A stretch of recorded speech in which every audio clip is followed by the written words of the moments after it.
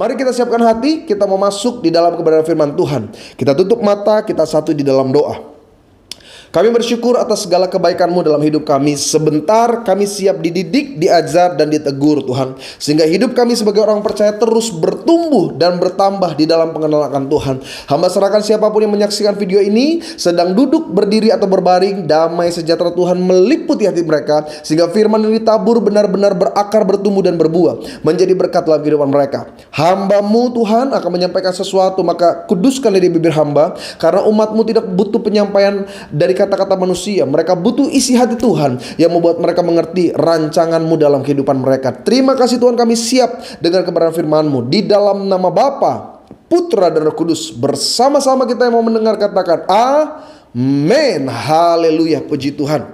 Hari ini saya mau ajak jemaat Tuhan membuka dari kitab paling pertama dari Alkitab kita, yaitu kitab Kejadian. Sama-sama kita lihat Kejadian pasal yang ke-45. Kejadian pasal yang ke-45. Ada beberapa ayat dari ayat yang ke-5 sampai dengan ayat yang ke-8. Kejadian pasal 45 ayat yang ke-5 sampai dengan yang ke-8. Karena tema hari ini saya akan berbicara tentang kedewasaan orang percaya. Sama-sama bilang sama saya kedewasaan. Sama-sama bilang sama saya orang percaya. Kejadian pasal 45 sudah bisa saksikan, akan muncul di layar dan saya akan membacakan. Dan inilah firman Tuhan. Tetapi sekarang, ini perkataan seorang Yusuf. Tetapi sekarang janganlah bersusah hati dan janganlah menyesali diri. Ini Yusuf katakan kepada saudara-saudaranya. Karena kamu menjual aku ke sini sebab untuk memelihara kehidupanlah Allah menyuruh aku mendahului kamu. Karena telah 2 tahun ada kelaparan di negeri ini, dan selama 5 tahun lagi orang tidak akan membajak atau menuai. Maka Allah telah menyuruh aku mendahului kamu untuk menjamin kelanjutan keturunanmu di bumi ini, dan untuk memelihara hidupmu, sehingga sebagian besar daripadamu tertolong. Ayat terakhir, ayat 8. Jadi bukanlah kamu yang menyuruh aku ke sini, tetapi Allah. Dialah yang telah menempatkan aku sebagai bapa bagi Firaun dan tuan atas seluruh istananya, dan sebagai kuasa atas seluruh tanah Mesir. Saudara, kenapa tema ini saya angkat? Karena saya percaya betul begini. Kedewasaan seseorang itu tidaklah ditentukan dari usia atau dari tahun berapa dia lahir. Oh, berarti karena sudah lama dia ada di dunia berarti dia sudah lebih dewasa. No. Bahkan kedewasaan itu tidak ditunjukkan dari penampilan. Ada orang berpenampilan itu kelihatannya dewasa, tapi saya mau katakan penampilan selalu bisa menipu. Kedewasaan itu sesungguhnya ditentukan dari seberapa besar dia bisa bertanggung jawab dalam kehidupannya. Kedewasaan itu terlihat ketika ada rangsangan datang. Nah, apa reaksinya? Apa responnya terhadap rangsangan yang datang dalam hidupnya? Dari situlah kita bisa menilai dia itu dewasa atau dia belum dewasa. Artinya tua belum tentu dewasa, dan muda bisa saja dewasa. Saya ulang sekali lagi. Tua belum tentu dewasa, dan muda bisa saja dewasa. Karena memang dari awal saya sudah katakan kedewasaan tidak ada sangkut pautnya dengan usia seseorang. Nah, dewasa adalah kepribadian, sebuah karakter, saudara. Coba saudara lihat kasus yang kita baru saja baca dari ayat Kejadian pasal 45, 5-8. Ini menceritakan tentang seorang yang bernama Yusuf. Yusuf dari ayat yang kita baca menunjukkan kedewasaan yang bahkan lebih daripada kakak-kakaknya. Yusuf tidak dikendalikan oleh amarah, oleh emosi. Bahkan ketika dia menghadapi atau dia bertemu dengan kakak-kakaknya setelah dia diperlakukan dengan tidak adil, dia tetap menyampaikan hal yang positif. Kata-kata yang membangun, memberkati. Dan disinilah Yusuf dinilai jauh lebih dewasa daripada usianya. Karena pada waktu itu usianya baru 30 tahun. Tapi kata-katanya luar biasa. Bahkan yang paling terkenal dari perkataan seorang Yusuf, dalam Kejadian pasal yang ke-50 ayat yang ke-20 dikatakan, memang kamu telah mereka-rekakan yang jahat terhadap aku, tetapi Allah telah mereka-rekakannya untuk kebaikan, dengan maksud melakukan seperti yang terjadi sekarang ini, yakni memelihara hidup suatu bangsa yang besar. Saudara, bukankah kekristenan kita dituntut oleh Tuhan Yesus untuk mengalami yang namanya kedewasaan? Sama-sama bilang sama saya harus dewasa. Tetapi justru disinilah letak banyak kegagalan kita sebagai orang percaya. Di mana harusnya hidup kita tuh menjadi teladan, orang diberkati, orang melihat cahaya Kristus melalui sikap, perbuatan, karakter, perkataan, dan keputusan kita. Tapi justru disinilah juga kita banyak gagal, saudara. Kita mungkin rajin beribadah, engkau seorang yang selalu berdoa, engkau tidak pernah lupa baca firman. Tapi kalau mau jujur, tidak sedikit dari setiap kita masih dikuasai oleh emosional kita. Dalam keputusan kita masih dipengaruhi oleh amarah. Dalam tindakan, dalam langkah hidup kita, bahkan kedagingan kita itu masih lebih dominan daripada kebenaran firman Tuhan. Tuhan ajak saya dan saudara untuk mengalami perubahan. Bukan hanya untuk pengenalan akan firman Tuhan yang lebih dalam, tapi juga perubahan karakter kita untuk menjadi lebih dewasa. Jadi kalau jemaat Tuhan yang menyaksikan video ini, engkau bertahun-tahun iring Yesus, maaf ya saudara, tapi masih simpan dendam, ada kepahitan dalam hidupmu, engkau tidak bisa lepas dari pikiran-pikiran yang negatif, gampang tergiur dengan dosa. No, engkau harus bertobat. Sama-sama bilang sama saya harus bertobat. Supaya apa? Supaya kita belajar seperti Paulus yang berkata dalam 1 Korintus pasal 13 ayat yang ke-11. Paulus katakan kalimat yang cukup terkenal. Ketika aku kanak-kanak, aku berkata seperti kanak-kanak. Aku merasa seperti kanak-kanak. Aku berpikir seperti kanak-kanak. Sekarang Paulus bilang, sesudah aku dewasa, aku meninggalkan sifat kanak-kanak itu. Demikian juga kita. Dulu awal-awal kita ikut Tuhan, kita cuma ikut apa yang kita mau. Kita cuma tahu Tuhan berkati. Tapi ketika engkau bertumbuh, engkau menjadi lebih dewasa, engkau bukan hanya menerima berkat, engkau bahkan menjadi saluran berkat bagi orang-orang di sekitar. Nah, ada beberapa hal yang saya sudah catat. Apa yang kita bisa pelajari dari Yusuf untuk menghadapi kedewasaan hidup sebagai orang percaya. Yang pertama, saya lihat dari kisah Yusuf. Yusuf itu menghadapi hidupnya dengan tidak mengeluh. Sama-sama bilang sama saya, tidak mengeluh.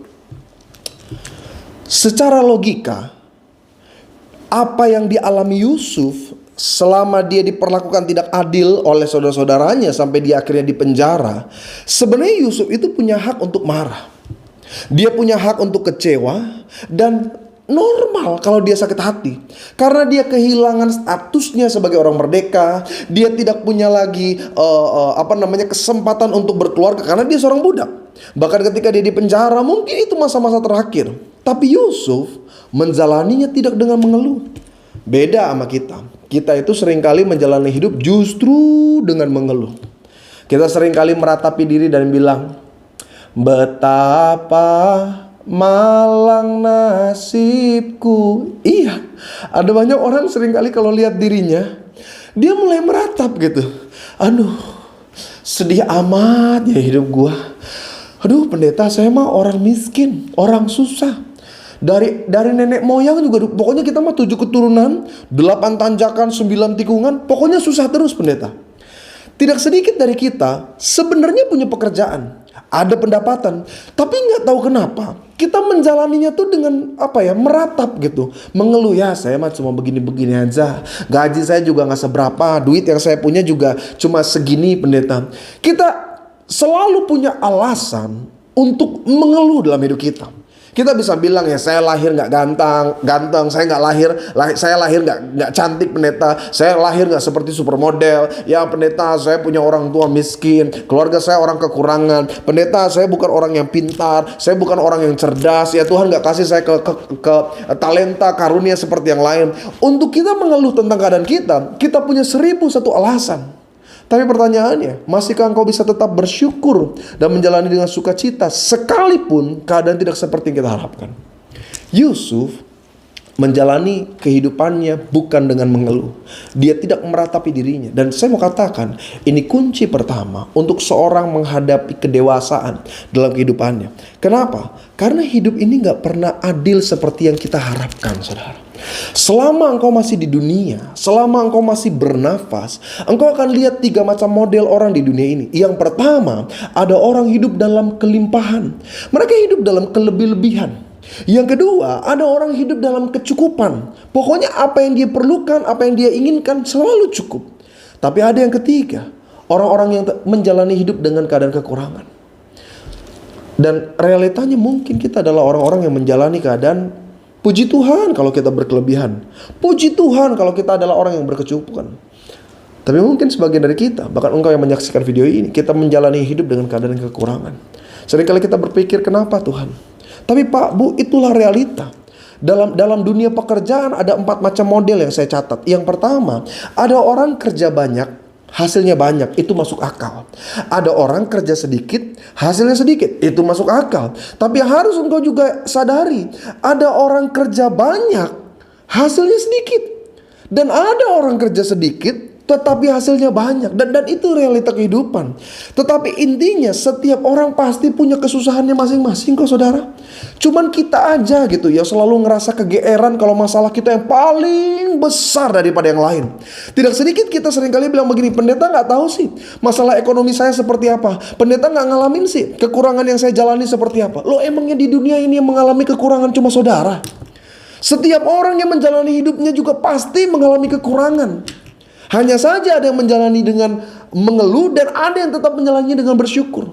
Ya, pendeta nggak tahu sih masalah keluarga saya seperti apa. Pendeta nggak tahu sih istri saya seperti apa, suami saya seperti apa, anak-anak saya seperti apa. Loh, saya mau tanya sama saudara, emangnya yang punya masalah dalam keluarga cuma saudara? Setiap orang yang berumah tangga pasti punya masalah. Persoalannya ada mereka yang tetap menjalani dan melihat kemenangan, tapi ada yang berhenti di tempat, meratapi diri dan mengeluh sepanjang waktu. Engkau gak pernah dewasa, saudara. Kekristenan itu adalah ketika kita tetap kuat bertahan dalam segala tantangan dan kondisi. Karena kita tahu Allah turut bekerja dalam segala hal mendatangkan kebaikan. Pak, Bu, ada jemaat tanya begini, pendeta, mengeluh itu dosa gak pendeta? Saya coba pelajari ya, saya mau lebih jujur kepada saudara. Kalau engkau baca di Alkitab, bahkan dalam Mazmur pun pemazmur seringkali mengeluh. Saya lihat mengeluh itu tidak langsung dikategorikan sebuah bagian dari dosa. Tetapi ketika engkau gak bisa mengendalikan keluh kesahmu, ketika engkau dikuasai oleh hidup dalam keadaan terus mengeluh, itu merusak rencana Tuhan yang besar dalam kehidupan kita. Alkitab catat, sesungguhnya bangsa itu sudah siap memasuki tanah perjanjian. Perhatikan baik ya. Di dalam Alkitab dikatakan ke-12 pengintai, ketika mereka mau mengintai tanah perjanjian, itu dibutuhkan waktu pulang dan pergi itu 40 hari. Artinya 20 hari berangkat, 20 hari kembali. Oke lah, taruhlah case-nya keseluruhan umat itu jumlahnya sekian juta orang. Untuk jalan dari padang gurun ke sana, kalau 12 orang butuh 20 hari untuk sampai, taruhlah 1 bulan, 2 bulan, paling lama 4 bulan. Kenapa sampai 40 tahun mereka gak sampai tanah perjanjian? Persoalannya sederhana, mereka mengeluh. Ketika 12 pengintai datang dan berkata, tanahnya itu baik, tetapi penuh dengan para manusia yang makan manusia. Mereka bangsa-bangsa barbar yang biasa berperang. Dan siapa kita? Kita cuma mantan budak dari Mesir. Alkitab katakan, maka mengeluhlah. Mereka berseru dengan suara nyaring, meratap di hadapan Tuhan, dan mulai berkata, apa kurang kuburan di Mesir sampai kami harus mati di padang gurun. Mereka bahkan mengambil keputusan, kita pilih pemimpin lah, kita cari pengganti Musa, dan kita minta maaf sama Firaun, ya mudah-mudahan kita masih bisa dapat kesempatan hidup di Mesir. Ketika Tuhan lihat mereka mengeluh dan tidak terkendali, Tuhan bilang apa? Seluruh angkatan yang ada di padang gurun ini mati di padang gurun. Saudara bisa bayangkan gak? Andai saja Ayub tetap mengeluh dengan kekurangannya, tidak ada kisah tentang berkat Tuhan yang kembali 2 kali lipat. Andai saja Daud meratapi keadaannya, tidak akan pernah dia menjadi raja. Begitu juga dengan nabi-nabi besar. Kalau mereka menjalani pelayanannya dengan mengeluh, saya percaya tidak ada hal-hal yang dahsyat. Tapi mereka menjalani layaknya seorang Yusuf. Betul keadaannya menyakitkan, betul keadaannya mungkin pahit, tapi mereka tetap bergantung berserah kepada Tuhan. Yang kedua, apa yang membuat kita menjadi orang dewasa? Sama seperti Yusuf. Yusuf itu menjaga komitmen dan bertanggung jawab. Sama-sama bilang sama saya komitmen. Sama-sama bilang sama saya bertanggung jawab. Salah satu hal yang membedakan tingkat kedewasaan adalah komitmen. Sejauh mana kita bertanggung jawab atas komitmen yang kita buat. Contoh, berapa banyak dari saudara seringkali berkomitmen untuk puasa? Iya, ngerti lah saya. Beberapa waktu lalu GBHMJ gembala kasih himbauan. Mari kita berpuasa selama 40 hari dan itu luar biasa loh. Pak Gembala nggak pusing dengan berapa jam satu hari. Pak Gembala nggak menekankan ya pokoknya tidak ada yang boleh makan, tidak boleh minum, masih dikasih keringanan. Jadi dia ajak seluruh hamba Tuhan, pengerja, bahkan jemaat yang punya hati, ayo ikut di dalamnya. Dan fakta yang menarik, ada banyak orang semangat sekali di awal, tapi mulai kesulitan di pertengahan, bahkan tidak sedikit yang mulai berhenti di tengah jalan. Kenapa? Komitmen. Karena waktu kita puasa, nggak usah bicara tentang 40 harinya lah. Bicara tentang satu hari aja. Pagi-pagi kan kita, oh Tuhan, hari ini aku akan memberi yang terbaik. Aku akan berpuasa. Aku menyingkirkan kedaginganku. Tunggu sampai jam 12 waktu biasa dia makan siang. Itu kecoa juga kelihatan seperti korma. Ya. Apalagi sudah mulai jam 6 sore. Dia komitmen nanti dia mau buka jam 10 malam. Apa juga kelihatannya enak. 1 hari dia lolos, 2 hari makin berat, 3 hari kayaknya mustahil kalau saya lanjutin. Itu komitmen, saudara. Gak usah bicara tentang puasa deh. Bu, saya mau tanya sama ibu-ibu. Berapa banyak dari antara ibu-ibu seringkali berkomitmen untuk diet? Iya kan? Banyak, iyalah udah ngangguk aja pokoknya. Waktu mau berencana pokoknya mantap. Ada yang diet nasi lah, ada yang diet gula lah, diet karbo, whatever. Pokoknya dipakai segala macam metode. Kenyataannya dari 10 wanita yang melakukan diet, paling 2 yang lolos. Kemana yang 8? Tidak bisa berkomitmen. Pagi sih kelihatannya nggak makan, siang tunggu malam. Dia mau tidur nggak bisa tidur dia. Dia ingat di kulkas masih ada yang manis-manis, turun lagi dia ke dalam. Oh pokoknya diam-diam ya. Seperti Sun Gokong dia. Dia ambil. Akhirnya dia gagal. Gantian bapak-bapak. Pak, berapa banyak dari bapak-bapak yang berkomitmen untuk olahraga? Supaya bukan cuma sehat, supaya lebih kelihatan prima, supaya perut ini masuk lebih sporty gitu. Dan awalnya aja, pendaftaran ke tempat gym, pokoknya cari gym yang bagus, beli sepatu, beli tas, baju, komplit pokoknya. Dia lebih profesional daripada binaraga. Tapi baru 1 minggu, istri tanya gimana Pak? Gue gak kuat deh emang gue mah. Udah lama, gendut juga seksi. Di sinilah salah satu bukti kedewasaan seseorang, sejauh mana dia bertanggung jawab atas komitmen yang dia ambil dalam kehidupannya. Nah, saudara, karena dalam hidup ini, ketika engkau melangkah untuk lebih baik lagi, akan selalu datang yang namanya godaan. Akan selalu datang yang namanya tawaran-tawaran yang sebenarnya itu menyenangkan kedagingan kita, tetapi itu menggagalkan apa yang sudah kita putuskan. Yusuf tidak seperti itu. Yusuf itu seorang yang berkomitmen. Apa buktinya? Apapun yang dipegangnya berhasil. Dia betul budak, tapi di rumah Potifar, Alkitab katakan bahkan kuasa Potifar tidak lebih besar daripada kuasanya si Yusuf. Kenapa? Dia berkomitmen. Dia seorang yang luar biasa. Ada satu fakta yang menarik. Ketika dia masuk ke dalam penjara, Alkitab katakan kepala penjara sampai sayang sama dia. Perhatikan, saya baca Kejadian pasal 39 ayat 21 sampai 23. Tetapi Tuhan menyertai Yusuf dan melimpahkan kasih setianya kepadanya dan membuat Yusuf kesayangan bagi kepala penjara itu. Sebab itu kepala penjara mempercayakan semua tahanan dalam penjara itu kepada Yusuf. Nah, ini menarik, saudara. Loh, kenapa pendeta menarik? Karena case masuknya Yusuf ke dalam penjara itu buruk.